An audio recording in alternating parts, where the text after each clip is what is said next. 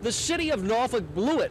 That's what Councilman Bob Summers says about the city's decision to rescind excess usage water penalties against Virginia Beach and the Navy. And now Summers says there's only one thing that can be done. Because it's been botched so badly, I think probably the only alternative, which is not satisfactory by a long shot, is just to forget them all. Norfolk hotels, which are among the most heavily fined customers, think that is the only fair solution. And J.C. Council, who owns one of the largest rental firms in the city, says even if his more than $60,000 fine isn't rescinded. We're not paying the fines. We have not paid any of the fines for any property we own personally, nor have I paid any on the fines for any properties that we manage belonging to our owners. And we're not going to pay them. And Summers thinks Council and the others will get away with it. Bob, is the city of Norfolk ever going to collect any of the money that we've billed people for the fines? No.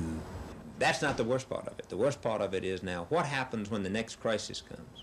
You know, I'm not going to inconvenience myself because it's pretty obvious there's no penalty. Meantime, Summers says Norfolk got itself into this situation because Virginia Beach City Manager George Hanbury pulled the wool over Norfolk manager Julian Hurst. George Hanbury outsmarted Julian Hurst. Because Julian Hurst is a gentleman, George Hanbury's not.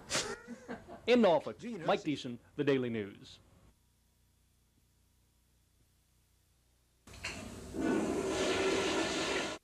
When the Norfolk Water Appeals Board flushed away the excess usage water fines for Virginia Beach and the Navy last week, heavily fined consumers like J.C. Council protested. And not paying the fines, we have not paid any of the fines for any property we own personally, nor have I paid any on the fines for any properties that we manage belonging to our owners.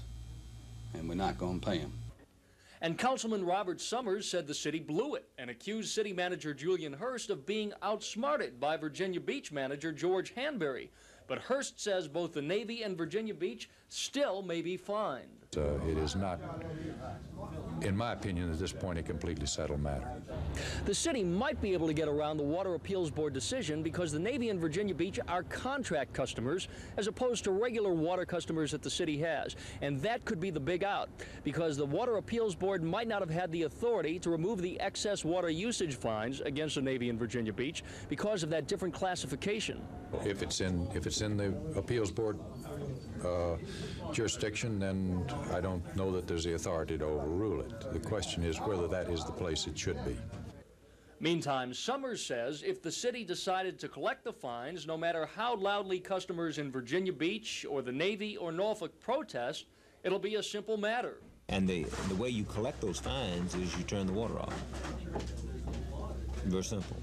And then that gets their attention, and they can do one of two things. They can either pay the fine and then take it to court, or they just do it out the water. In Norfolk, Mike Deason, The Daily News.